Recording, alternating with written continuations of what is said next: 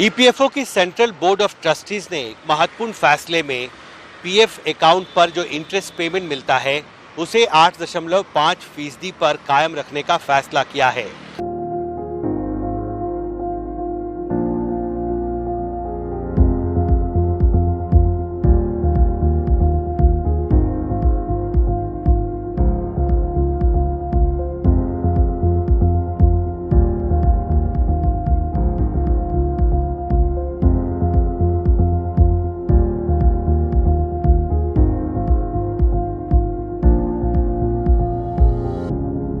दिल्ली से एन रवि के साथ हिमांशु शेखर, एनडीटीवी इंडिया। जोहार, नमस्कार। झारखंड वाले लाइव सीजन 3 के दूसरे एपिसोड में आप तमाम दर्शकों का स्वागत है। जैसे कि आप सभी को मालूम है कि झारखंड वाले लाइव सीरीज़ में हम पिछले 2 सालों से वैसे लोगों से आपको मिलवाते आ रहे हैं जो कि कहीं ना कहीं अपने हुनर और अपने मेहनत के दम पर झारखंड का नाम पूरे देश में रोशन कर रहे हैं। आज इस कड़ी में हम आपको जिस शख्स से मिलवाने वाले हैं वो किसी पहचान के मोहताज नहीं हैं। इनका नाम है हिमांशु शेखर मिश्रा, जो कि एनडीटीवी चैनल में सीनियर एडिटर के पोस्ट पर कार्यरत हैं। फिलहाल अपने घर बोकारो आए हुए हैं और सीधे इन्हीं से बात करते हैं और जानते हैं इनकी जर्नी के बारे में। सर, पहले तो आपका बहुत बहुत स्वागत है हमारे channel. Thank you. Sir, Bokaro ऐसे छोटे से शहर से निकलकर वो भी जर्नलिज्म के फील्ड में दिल्ली से, पूरे दिल्ली ही ना कहें, देश ना कहें, दुनिया तक का सफ़र आपने तय किया है। सबसे पहले तो हमारे दर्शकों को इस जर्नी के बारे में बताएं। मैं बोकारो में पहले सेंट जेवियर्स में पढ़ता था, उसके बाद फिर केंद्रीय विद्यालय नंबर 1 में मेरा एडमिशन हुआ और 12th की पढ़ाई यहाँ पर मैंने पूरी की। उस वक्त मैं एक स्पोर्ट्स पर्सन था, जूनियर नेशनल गेम्स में भी खेलने गया था, हाई जंपर था उस वक्त, और स्पोर्ट्स में बहुत पैशनेट था स्पोर्ट्स को लेके। और मेरे घर में बहुत सारे जो उस वक्त इंटरनेशनल स्पोर्ट्स स्टार्स थे उनके पोस्टर्स मैंने अपने रूम में लगाया हुआ था और वही मेरे इंस्पिरेशन थे। और मुझे लगता था कि अगर मैं स्पोर्ट्स जर्नलिज्म करूँगा तो उनको रियल लाइफ में देख पाऊँगा, उनसे बात कर पाऊँगा, उन तक पहुँच पाऊँगा। और इसलिए मैं दिल्ली यूनिवर्सिटी में मैंने इंग्लिश ऑनर्स में एडमिशन लिया था, क्योंकि मुझे लगा कि अगर मैं बेहतर लिख पाऊँगा तो शायद ज़्यादा अच्छे तरीके से ग्रोथ हो पाएगी जर्नलिज्म में। और उसके बाद मैंने इंग्लिश ऑनर्स की पढ़ाई की रामजस कॉलेज में, और उसके बाद फिर मैं जेएनयू गया पॉलिटिकल साइंस पढ़ने के लिए, और उसके बाद फिर इंटरनेशनल पॉलिटिक्स किया एमफिल में, और उसके बाद ईटीवी न्यूज़ मैंने ज्वाइन किया था। और उस वक्त टेलीविज़न जर्नलिज़म एक नई चीज़ थी रिलेटिवली। और बोकारो जैसे शहर में तो मुझे याद है, जब मैं पहली बार छुट्टी में यहाँ आया तो मेरे स्कूल के टीचर हमसे पूछते थे कि तुम इंग्लिश ऑनर्स पढ़ के क्या करोगे। तो मैं कहता था कि मैं जर्नलिस्ट बनना चाहता हूँ, टेलीविज़न जर्नलिस्ट। तो वो मुझसे पूछते थे टेलीविज़न जर्नलिज्म क्या होता है। मेरे ही शिक्षक स्कूल में पूछते थे, और एकदम नई चीज़ थी उस वक्त। और धीरे धीरे फिर मैंने पढ़ाई की, कोशिश की चीज़ों को समझने की, और उसके बाद फिर जर्नलिस्ट बना और ईटीवी न्यूज़ से मैंने अपना करियर शुरू किया। और 2 साल बाद ही मैं शायद बहुत भाग्यशाली था कि मुझे प्रधानमंत्री उस वक्त थे अटल बिहारी वाजपेयी, उनके साथ मुझे बहुत सारे देश जाने का मौका मिला। मैं सबसे पहले टर्की गया, फिर वहाँ से यूनाइटेड स्टेट्स गया, जहाँ पर यूनाइटेड नेशन की जनरल असेंबली का एनुअल सेशन होता है हर साल सितंबर में। वहाँ गया। फिर लौटते समय हम कुछ समय के लिए स्विट्ज़रलैंड में भी रुके थे। उसके बाद 2004 जनवरी में मैं पाकिस्तान गया, जब सार्क सम्मेलन था, और बहुत ही महत्वपूर्ण, सामरिक तौर पर एक बहुत ही महत्वपूर्ण सार्क सम्मेलन था। और उसके बाद फिर अगस्त 2005 में पहली बार प्रधानमंत्री मनमोहन सिंह जब थे, तो उस वक्त मैं अफ़गानिस्तान गया था उनके इंडिया अफ़गानिस्तान समिट कवर करने के लिए। और ये मैं कहूँगा कि मैं बहुत भाग्यशाली था कि मुझे बहुत ही यंग एज में इस तरह के सब्जेक्ट्स पर काम करने का मौका मिला, जिसकी पढ़ाई मैंने यूनिवर्सिटी में की थी। आप देखिए कि मेरी जो एमफिल डिग्री है वो टर्की और अल्जीरिया पर है, कि वहाँ पर मिलिट्री शासन किस तरह से उसने राज्य देश को बनाया है, इस पर मेरा एमफिल का डिसर्टेशन था। और पहला देश जहाँ जाने का मुझे मौका मिला वो टर्की ही था। और मुझे याद है मेरे एडिटर मुझसे पूछ रहे थे कि क्या तुम टर्की के बारे में कुछ जानते हो। तो उस वक्त मुझे नहीं पता था कि वो मुझे सेलेक्ट करने वाले हैं, प्रधानमंत्री के साथ टर्की भेजने वाले हैं। और मैंने कहा कि सर, मैंने जो 2 साल एमफिल की पढ़ाई की है वो टर्की और अल्जीरिया पर की है, और मैंने 200 से ज़्यादा किताबें पढ़ी हैं टर्की पे। मैंने 125 पेज का रिसर्च पेपर लिखा था। और वो बहुत खुश हुए और उन्होंने कहा कि शायद तुम सबसे बेहतर व्यक्ति हो प्रधानमंत्री वाजपेयी के तुर्की दौरे को कवर करने के लिए। और मुझे याद है उस दौरान मैंने बहुत सारे रिपोर्ट्स किए थे, रिसर्च रिपोर्ट्स, भारत तुर्की संबंधों को लेकर, टर्की में जो चैलेंजेस थे, प्राइम मिनिस्टर के दौरे को लेकर। और उसके बाद फिर जब मैं वापस आया तो निश्चित तौर पर आप समझ सकते हैं कि एक यंग रिपोर्टर जिसको इतना एक्सपोजर मिला है, तो मैं बहुत अंदर से मुझे लगा कि शायद मैंने सही फ़ैसला किया है। पर मैं ये ज़रूर कहूँगा कि इसमें बोकारो में जो मेरी स्कूलिंग हुई थी उसकी बहुत महत्वपूर्ण भूमिका है, क्योंकि यहाँ पर जो पेरेंट्स होते हैं उनका बहुत ज़्यादा ध्यान बच्चों पे होता है, उनके करियर पे होता है। और इसलिए आप देखेंगे कि बोकारो स्टील प्लांट का विशेष तौर पर अगर मैं जिक्र करूं कि यहाँ के जो बच्चे हैं उन्होंने बहुत अच्छा परफॉर्म किया है, उसका एक कारण बड़ा योगदान उनके माता पिता का योगदान भी है। अभी आपकी मम्मी से बात हो रहा था तो बताएं कि आप जो है घर में भी मालूम नहीं था कि आप इस फील्ड में जाना चाहते हैं। उस जर्नी के बारे में अगर कुछ शेयर करना चाहें तो। जी, मेरी मम्मी आपको बता रही थी कि वो चाहती थी कि मैं मेडिकल की पढ़ाई करूं। और उस वक्त आपको पता होगा, आप बहुत छोटे होगे उस वक्त, कि बोकारो में कोई भी बच्चा अगर अच्छा करना चाहता है तो उसके माँ बाप चाहते थे कि वो या इंजीनियर बने या डॉक्टर बने। और क्योंकि मैं मैथ्स का बहुत अच्छा स्टूडेंट नहीं था, तो मुझे मेरे माता पिता चाहते थे कि मैं मेडिकल की पढ़ाई करूं। और इसलिए जितने भी एंट्रेंस एग्ज़ाम हो सकते हैं मेडिकल के, उन सब में मेरा फॉर्म भरा गया था। और ज़्यादातर सेंटर दिल्ली इसलिए दिया गया था क्योंकि उसी वक्त दिल्ली यूनिवर्सिटी में भी बीए का एडमिशन होता है। और एक सोच थी कि अगर मैं एंट्रेंस टेस्ट नहीं पास करता हूँ तो कम से कम साल व्यर्थ नहीं होगा, मेरा वेस्ट नहीं होगा, और मैं बीए की पढ़ाई शुरू कर सकता हूँ और साथ में एंट्रेंस एग्ज़ाम की तैयारी भी कर सकता हूँ। लेकिन जब मैं वहाँ गया तो मुझे ऐसा लगा कि शायद मैं पूरी तरह से परिपक्व नहीं हूँ मेडिकल की पढ़ाई करने के लिए, क्योंकि देखिए आपका एक इंटरेस्ट और पैशन भी होना चाहिए अगर आप लाइफ में कुछ अच्छा करना चाहते हैं। और मुझे याद है मेरे अंकल ने एक बार मेरे पिताजी को फ़ोन किया और उन्होंने उनको बताया कि जब भी एग्ज़ाम की तारीख आती है तो हिमांशु जो है उसका बहुत ज़्यादा इंटरेस्ट एग्ज़ाम में नहीं रहता है और वो यहाँ पर तैयारी भी नहीं कर रहा है एग्ज़ाम्स की, और वो चाहता है कि इंग्लिश लिटरेचर की पढ़ाई करे। और मुझे पता था कि शायद इस बात से मेरे माता पिता बहुत नाखुश होंगे, क्योंकि वो चाहते थे कि मैं ये पढ़ाई करूँ, मेडिकल की पढ़ाई करूँ और किसी तरह एक एग्ज़ाम पास करके मेरा भी एडमिशन हो, उनका बेटा डॉक्टर बने।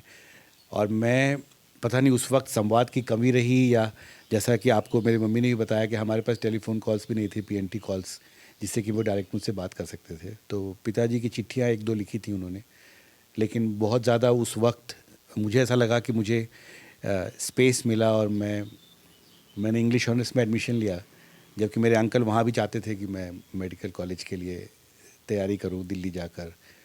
और लेकिन बाद में शायद उन्हें इस बात का एहसास हुआ कि ये पैशनेट है, ये जो कुछ करना चाहता है उसमें, तो उसके बाद मुझ पर दबाव नहीं डाला गया। वो चाहते थे कि मैं मेडिकल की पढ़ाई करूं, लेकिन ऐसा जैसा कि आमतौर पर आप सुनते होंगे कि माँ बाप का बहुत दबाव होता है बच्चों पे, वैसा दबाव नहीं था। इसलिए मैं इंग्लिश ऑनर्स की पढ़ाई कर पाया। और मुझे याद है जब मैं पहली बार दिल्ली आया था टेलीविज़न जर्नलिस्ट बनने के बाद, तो बहुत सारे अंकल मुझसे मिले और उन्होंने कहा कि अब हम बेहतर समझ पा रहे हैं कि तुम क्या करना चाहते थे।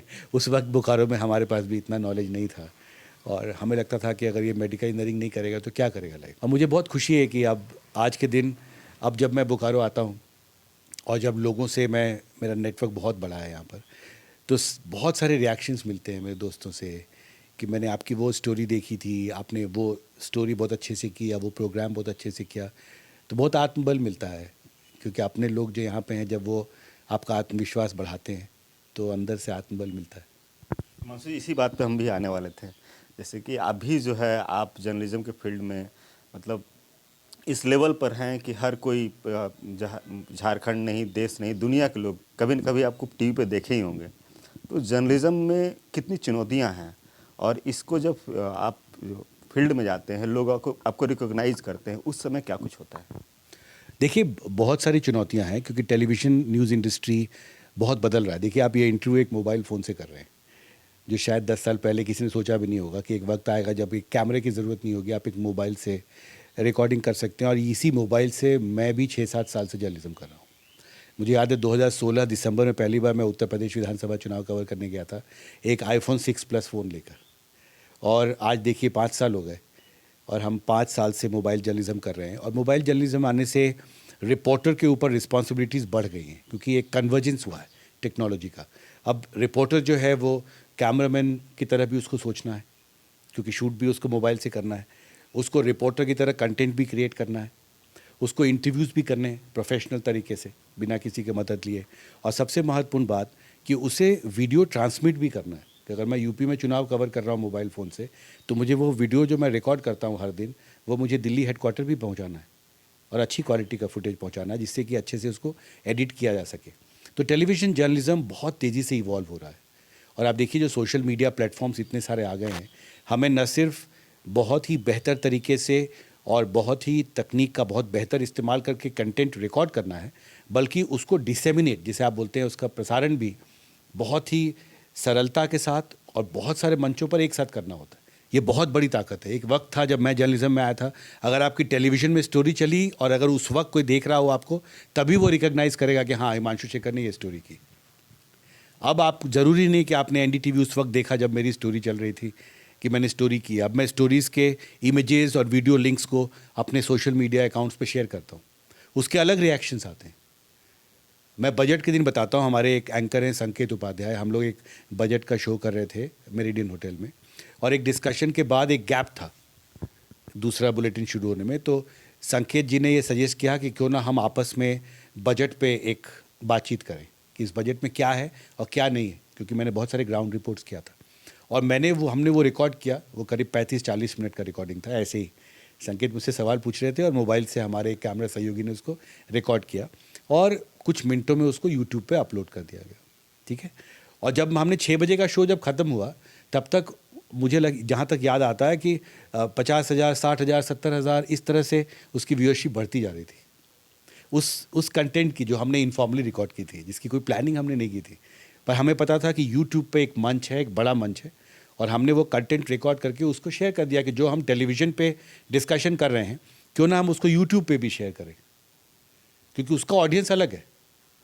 और मुझे ऐसा लगा उस वक्त कि बहुत एम्पावर्ड फील किया मैं कि जो बात मैं कहना चाहते हैं हम कितनी आसानी से एक बड़े ऑडियंस मास तक पहुंच पा रहे हैं, और ये कितना महत्वपूर्ण अवसर है नए पत्रकारों के लिए। अगर आप बेहतर पत्रकारिता करते हैं, अच्छा पत्रकारिता करते हैं, मीनिंगफुल पत्रकारिता करते हैं, तो आपको बहुत ज़्यादा रिकग्निशन मिलेगा। लेकिन साथ में, जिसका जिक्र मैंने आपको भी पहले किया था, कि चुनौती भी बड़ी हो रही है।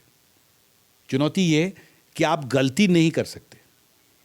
अगर आप गलत तथ्य का प्रसारण करेंगे तो आपकी क्रेडिबिलिटी उतनी ही तेज़ी से कमज़ोर भी होगी। रिपोर्टर के बारे में ये कहा जाता है, इफ़ यू से 100 stories in a better way the world will appreciate you. पर आप एक स्टोरी गलत कर देंगे ना, तो वो आपके 100 अच्छी स्टोरी पे भारी पड़ जाता। तो सिस्टम भी ट्रस्ट नहीं करता आपको, फिर लोग को लगेगा नहीं, ये रिपोर्टर तो क्रेडिबल नहीं है, इसने तो वो स्टोरी गलत कर दी थी या वो गलत तथ्य पेश किया था उसमें। तो चुनौती भी है आपके पास, लेकिन आपको स्पीड के साथ, बेहतर क्वालिटी के साथ कंटेंट शेयर करने की ताकत मिल रही है नए कम्युनिकेशन टेक्नोलॉजी से। और साथ में ये चुनौती भी कि आप एक भी गलती अफोर्ड नहीं कर सकते, क्योंकि लोग भी आप समझते हैं इस बात को। आप देखिए, अगर आप ट्विस्ट करने की कोशिश करेंगे फैक्ट को, तो सामने वाला आदमी, आपको नहीं पता कि आपके कंटेंट को यूट्यूब पे कौन देख रहा है, फेसबुक पे कौन देख रहा है, इंस्टाग्राम पे कौन देख रहा है, वो तो डिटेल आता नहीं है आपके पास। ये आता है कि हाँ, इतने लोगों ने लाइक किया, पर ये कौन लोग थे जिन्होंने मेरा बजट शो देखा, मुझे नहीं पता। कुछ कमेंट्स आए नीचे, लेकिन पूरा कंटेंट नहीं पता होता कि एनडीटीवी एक वक्त पे जब हम आपसे बात कर रहे हैं कितने लोग देख रहे हैं, हमें नहीं पता है। लेकिन हर एक स्टोरी एक परसेप्शन बनाती है आपके बारे में। ये महत्वपूर्ण बात है आपके जैसे युवा पत्रकारों के लिए कि आप हर एक स्टोरी एक परसेप्शन बनाता है आपके बारे में। और अगर आप पत्रकारिता में सफल होना चाहते हैं तो आपकी हर एक स्टोरी जो है वो आपकी बेस्ट स्टोरी होनी चाहिए, ये कोशिश करनी होगी आपको। क्योंकि धीरे धीरे परसेप्शन बनता है, एक दिन में कोई परसेप्शन नहीं बनता। और इसलिए बहुत लंबे समय तक बेहतर तरीके से रिसर्च करके, सही तथ्यों को सामने पेश करके आपको पत्रकारिता करनी होगी, अगर आप एक नाम हासिल करना चाहते हैं। और ये चुनौती बहुत बड़ी है आपके जैसे लोगों के लिए। मासू जी, आप तो सालों से दिल्ली में कार्यरत हैं और बहुत नज़दीक से टॉप लेवल में पत्रकारिता कर रहे हैं और चीज़ों को देख रहे हैं। तो वहाँ से जब झारखंड आते हैं, यहाँ जो चीज़ों को देखते हैं, क्या लगता है, क्या कुछ कमी है या क्या कुछ बेहतर है दिल्ली के मुकाबले यहाँ झारखंड में? देखिए, मुझे ऐसा लगता है कि झारखंड में जो सरकारी तंत्र है, सरकारी व्यवस्था है, उसको और ज़्यादा प्रोएक्टिव होने की ज़रूरत है। मैं अपने निजी अनुभव से बोल रहा हूँ कि अगर मैं डोमिसाइल बनवाना चाहता हूँ तो संभव है कि मुझे कई महीने तक उसके लिए स्ट्रगल करना पड़े, जबकि मैंने सारे दस्तावेज जमा कर दिए हैं। मैं उदाहरण दे रहा हूँ। या मुझे ड्राइविंग लाइसेंस रिन्यू कराना है। एक बार मेरा ड्राइविंग लाइसेंस 3 महीने तक रिन्यू नहीं हुआ, क्योंकि इस वक्त ट्रांसपोर्ट विभाग में उस वक्त जिन अधिकारी को ऑथेंटिकेट करना था मेरे डॉक्यूमेंट्स को, वो किसी कारण से उपलब्ध नहीं थे उन 3 महीने तक। लेकिन आप अंदाज़ा लगाइए कि अगर किसी ने लाइसेंस के लिए आवेदन किया है, वो भी रिन्यूअल के लिए। मैं प्रोफेशनल हूँ और मुझे एक ट्रांसपोर्ट व्यवस्था 24/7 चाहिए मेरे साथ। मैं अपनी कार खुद चलाता हूँ। अगर मुझे तय समय पे कम समय में अचानक किसी जगह पे पहुँचना है तो बहुत ज़रूरी है कि मेरे पास व्हीकल हो। पर अगर मेरा ड्राइविंग लाइसेंस लैप्स हो चुका है तो आप समझिए मैं दिल्ली में कैसे गाड़ी चलाऊँगा। और मैं फिर 3 महीने तक यहाँ पर कोशिश करता रहा कि मेरा लाइसेंस रिन्यू हो गया क्या नहीं, अधिकारी अभी भी नहीं आए हैं, अभी भी नहीं आए। इस तरह का 1-2 उदाहरण है। आई एम श्योर कि हो सकता है मैं एक्सेप्शनली हूँ, बाकी लोगों का काम और ज़्यादा तत्परता से होता होगा। लेकिन मुझे ऐसा लगता है कि सरकारी तंत्र को और ज़्यादा प्रोएक्टिव होना चाहिए और आम जनता से जुड़ी जो बुनियादी सुविधाएं हैं उसकी डिलीवरी बहुत फास्ट होनी चाहिए और बेहतर तरीके से होनी चाहिए। पॉजिटिव साइड क्या है? पॉजिटिव साइड मैं कहूँगा जैसे लॉ एंड ऑर्डर है, कि जितना हम लोग किसी बड़े शहर में आपराधिक घटनाओं के बारे में सुनते या पढ़ते हैं, उतना ज़्यादा यहाँ के बारे में नहीं पढ़ते। हालांकि अब बोकारो में भी आपराधिक घटनाओं के बारे में हम पढ़ते हैं, तो मुझे याद है जब हम छोटे थे तो बहुत रेयर होता था कि कहीं पे कोई अपराध हुआ है। ये बोकारो का कल्चर रहा है। मैं बोकारो के कल्चर की बात कर रहा हूँ। और आप लोग भी यहाँ रहते हैं, आपको भी पता है कि दूसरे शहरों में जब हम पढ़ते हैं दिल्ली में, या जब हम शुरू में दिल्ली गए थे और जिस तरह की आपराधिक घटनाओं के बारे में उस वक्त पढ़ते थे, और आप लोग भी पढ़ते होंगे और सुनते होंगे अभी, उस तरह की घटनाएं बोकारो में उस वक्त नहीं होती थी। बीच में यहाँ भी आपराधिकरण की घटनाएं धीरे धीरे बढ़ी हैं। कुछ बेल्ट्स हैं जिनको क्रिमिनल बेल्ट बोला जाता है। लेकिन बोकारो शहर का जहाँ तक मेरा अपना अनुभव है, one of the safest place to live on earth. मतलब मैं बहुत सिक्योर फील करता हूँ, इसलिए भी कि मेरा अपना एक आत्मीय संबंध है शहर से। लेकिन मुझे ये पता है कि मैं किसी भी वक्त अंधेरा में कहीं भी जाता हूँ तो मुझे डर नहीं लगता। लेकिन ये अनुभव मैं दूसरे शहर के बारे में नहीं कह सकता। ये तो काफ़ी अच्छी बातें हैं, लेकिन हम चाहेंगे आप जर्नलिज्म के फील्ड में जो लोग आना चाहते हैं उनके लिए क्या मैसेज देंगे?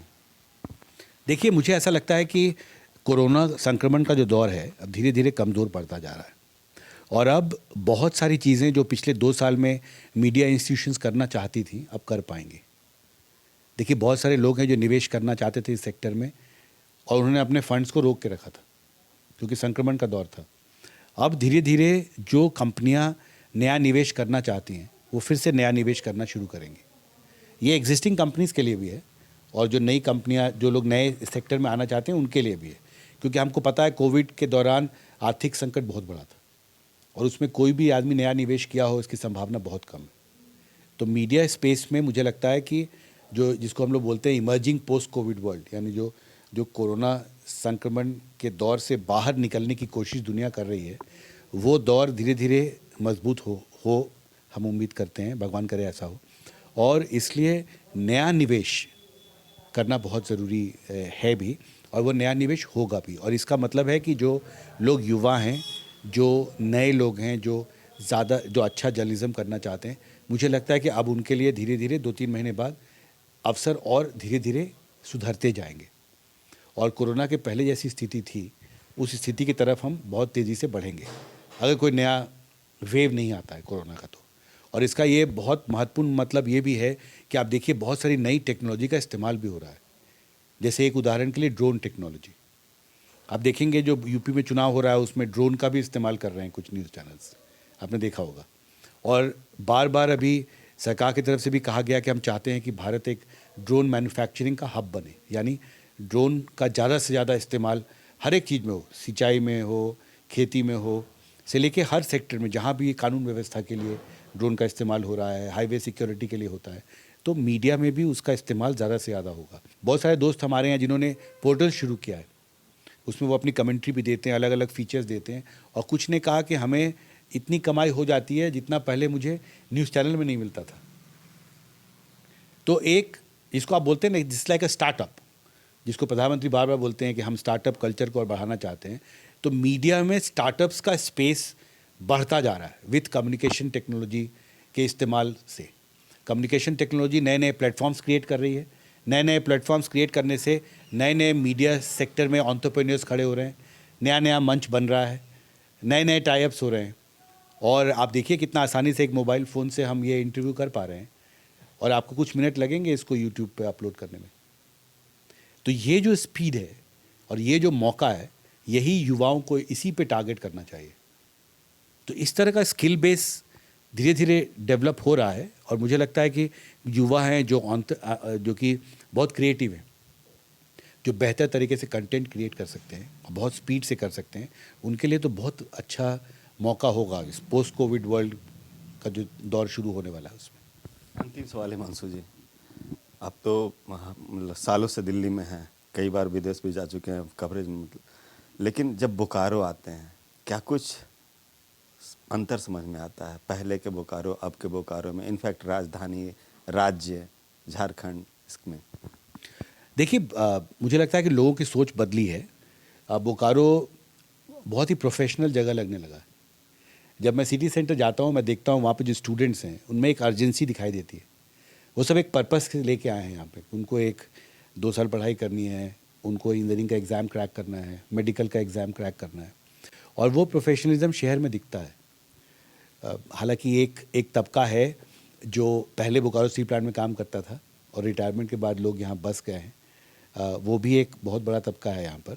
लेकिन जो यहाँ पर जो आम लोग यहाँ पर रहते हैं, उनमें प्रोफेशनलिज्म का स्तर बढ़ा है। लोग अब प्रोफेशनल तरीके से सोचते हैं।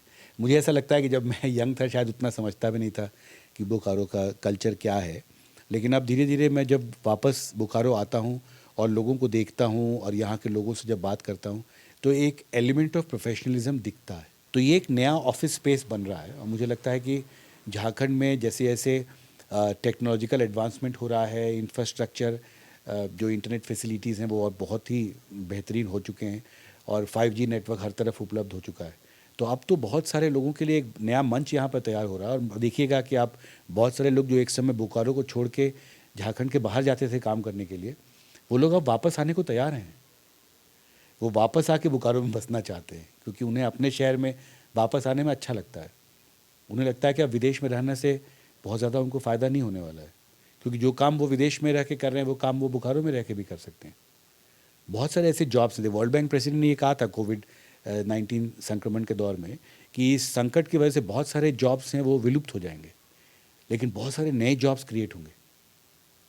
तो जो नए जॉब्स क्रिएट हो रहे हैं उसमें बहुत दिलचस्पी है लोगों की। और आप देखना कि पोस्ट कोविड वर्ल्ड ऑर्डर जो आएगा उसमें बोकारो और बेहतर, और झारखंड जो है बोकारो का तो मैं कह सकता हूँ एक बहुत अच्छा इंडस्ट्रियल बेल्ट बन के उभरेगा, जहाँ पे बुनियादी सुविधाएं और बेहतर होंगी, और जो प्रोफेशनल्स ऑनलाइन मीडियम के थ्रू काम कर सकते हैं वो तो वापस आ सकते हैं बोकारो और यहाँ से ऑपरेट कर सकते हैं। तो ये थे हमारे साथ एनडीटीवी के सीनियर एडिटर हिमांशु शेखर मिश्रा जी। हम उम्मीद करते हैं इस प्रोग्राम के जरिए आप तमाम दर्शकों ने इनसे बहुत कुछ सीखा होगा